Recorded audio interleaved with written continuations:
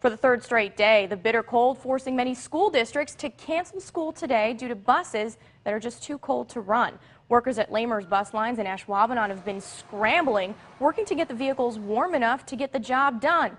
But these frigid temps are making things especially difficult. NBC 26's Casey Hott has the story. People aren't the only ones who don't enjoy this bitter cold.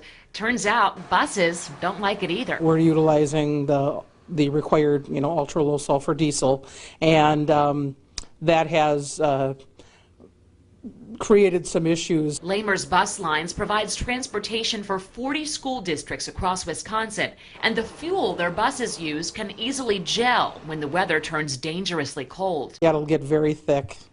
So what'll happen is if you get that sucked into the engine, it plugs up the fuel filters and no fuel is able to get through. Today, each of the buses was tested with workers starting them up and driving them out to make sure they heat up properly.